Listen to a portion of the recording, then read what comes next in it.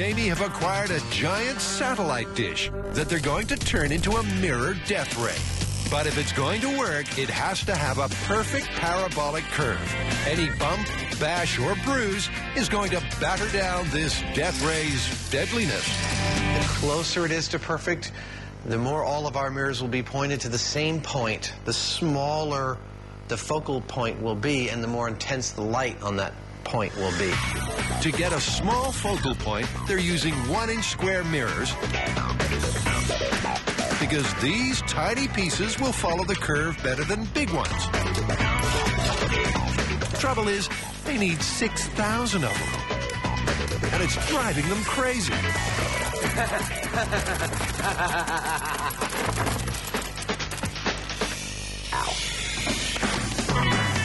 Mirror, mirror on the wall, it takes 10 hours to glue them all. I think that's it.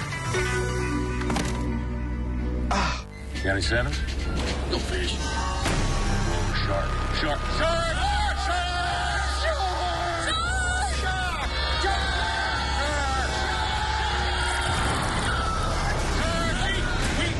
Shark Week, sorry. Shark Week. Shark Week. Shark Week. Shark Week.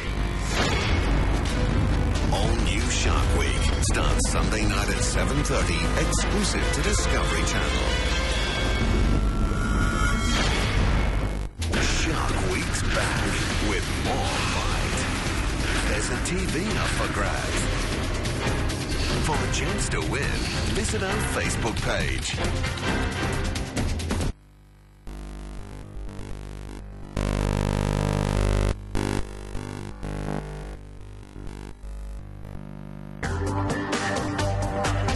First up, it's the battle of the small-scale death rays. Carrie and Jess versus Brendan and Steve. They're going to get straight to it with a preliminary test. After this, both teams will have 24 hours to hone their weapons before the final 5-foot burn-off. So, let the games begin. Here are the rules. You'll each be given 3 materials, samples that you would find on a Roman vessel. Wood, oakum soaked in pitch, and hemp. We'll be timing you from the point you've given the materials to ignition. Mythbusters, you'll be the ones calling flame. At that point, I'll stop the stopwatch. Ready? First up in this preliminary test, one person. It's the wood. Ready, set, go. To get flame, both teams need to find their mirror's focal point, the hottest part of the reflection. I got it. There we go, flame! 9 seconds. Okay. Look at that, it's like roasting a marshmallow. Well, Archimedes would be proud. The girls, on the other hand, take more than 2 minutes longer. Okay, flame, I see it. Round number 2, oakum dipped in pitch. Ready, set, go. But round 2 has the same winner. No flame! The boys hit the spot in 9 seconds, while the girls failed to ignite the target at all. With such success, the boys' parabola looks to be the perfect death ray. But not if the target is moving. A parabola is hottest only where all the light meets, the fixed focal point. If the target moves slightly in front or just behind this, the death ray is rendered useless. Okay, this is the next round. Hemp, and go.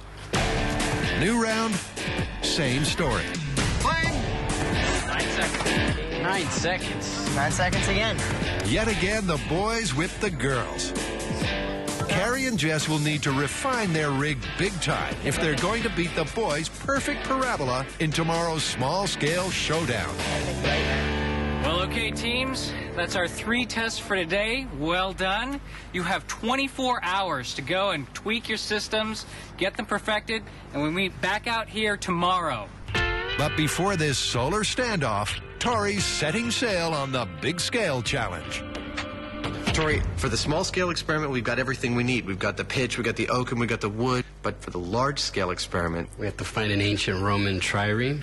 Well, we need to find a boat. It's got to be made of wood. It's got to have spent a long time in the water because the moisture content in the water and how that's affected it are absolutely critical to confirming or busting this myth. Last time around, Tori made a boat out of dry timber. This time, he's getting a boat that spent most of its life on the sea. It'll be harder for the death ray to ignite, but it's much more realistic. We're not paying for this, are we? I mean, they should be paying us to get it out of their docks. The boat's been grounded. It's got more holes than the Titanic, and may just take as long to fix. We gotta drain it. We gotta patch it. Then another big job is taking this off and getting this vessel as close to a trireme as possible. It's gonna need a Mythbusters Makeover Special. Yeah, got some fine sailing vessels in these slips. With 24 hours and counting, the girls are trying to design a new array that can beat the boys' perfect parabola. It's an uphill struggle until Grant gives them a helping hand. Contestants, attention please. We need to clarify the rules. So here off the Discovery Channel website, the rule for small-scale Category 1. To build any device capable of igniting the target at a distance of 5 feet. You now have 21 hours to make sure that when we test again, you can ignite your target at a distance of 5 feet. It's bad news for both teams. To avoid disqualification, they must scrap their rule-defying mirrors and go back to the drawing board, where the girls already have a plan. They came up with a really clever idea to try to just warp a single mirror just slightly, about 1/8 of an inch, so that we can get a focal point of at least 5 feet. By carefully bending a mirror with a screw, the team is able to get a parabola with a focal point at exactly 5 feet. But does it generate any heat? Oh, dude, look at that. I'm hitting over 300 degrees. Woo! All right. It's a good start. And by adding another 15 mirrors, they may just win this burn-off yet. The trouble is, the boys think that they are also onto a winner. If you take a vat of liquid and spin it, the liquid surface will become a parabola. So if we spun plaster until it dried, we could, in a vat this big, we could get a 2-meter diameter parabolic mirror. Brendan's putting a new spin on things. When liquid is spun, the surface forms a natural parabola. So by spinning liquid plaster at a specific speed, the boys hope they'll end up with a parabola with a focal point at 5 feet. It's a nice theory, but getting the focal point to be precisely 5 foot away is going to be pretty tough. This parabola is going to need to be really flat in order for the focal point to be pretty far away. But it looks pretty flat, so I'm hopeful. As the clock counts down, have the boys bitten off more than they can chew? My mirror, the Sword of Archimedes, is so big I couldn't get on the plane, I couldn't get it in my car, I couldn't rent a truck big enough. We have to have it specially shipped down here, and I'm really waiting for it to rise so I can show it off to Adam and Jamie. But before any big scale showing off, there's just an hour left until the final small-scale burn-off. And both Brendan and Stephen and Carrie and Jess have been working flat out to get their mini death rays up to speed. I think the new rig is going to do awesome because we're already lighting stuff on fire with one mirror focused at the correct focal point, and as soon as we get the other 15 there, then it'll start fires like that. And after 15 hours, the boys' plaster parabola has set, been lined with a reflective foil, and is now ready for a temperature test. There's definitely heat, but it's more like the heat up a sandwich kind of heat. 109 degrees, 111. That's not that great. While Adam desperately polishes it for more power, That's not a bad idea, actually. Brendan and Stephen have had a last-minute brainwave. We're going to create a slight vacuum in this steel drum, and then that, if we put Mylar over that, should form a parabola also. By carefully controlling the pressure of the vacuum, they should be able to adjust the focal point to 5 feet.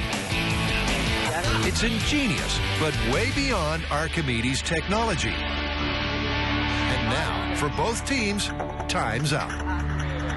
for the final small-scale burn-off, it's seconds out.